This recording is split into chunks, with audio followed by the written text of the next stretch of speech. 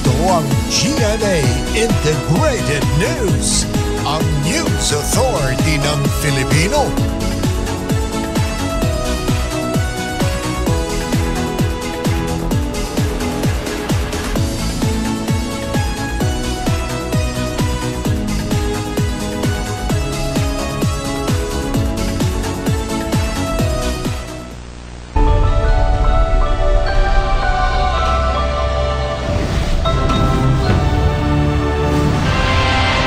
Libo-libong deboto ng itim na Nazareno dumagsa sa pahalik para sa mahal na poon, bit-bit ang kani-kanilang mga panalangin.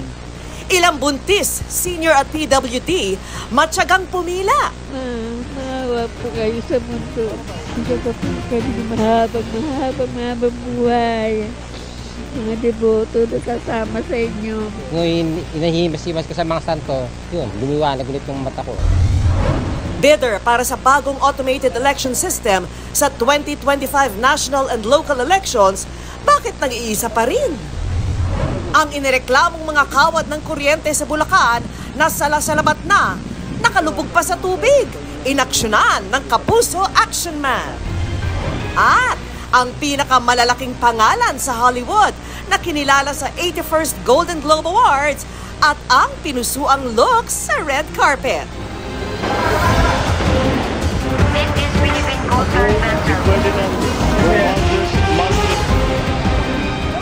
Live mula sa GMA Network Center, ito ang 24 Oras.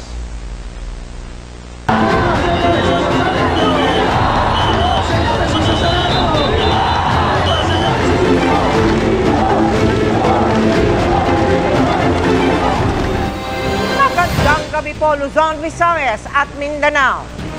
Matapos matigil ng 3 taon, nagbabalik na ngayon ang traslasyon ng imahe ng poong itim na Nazareno ay tinuturing na pinakamalaking religious procession sa Pilipinas. Ayon po sa Quiapo Church, ramdam nila ang pagkasabik ng mga deboto sa pagbabalik ng traslasyon at inaasahang nasa higit 2 milyon ang lalahok sa prosesyon bukas. Dito sa Quirino Grandstand kung saan magsisimula ang traslasyon bukas, nagpapatuloy po ang pakalik sa imahen. Lahat ng edad, bata man o matanda, matiyaga pong pumipila at hindi iniinda ang init ng panahon para makapagbigay pugay sa mahal na poon.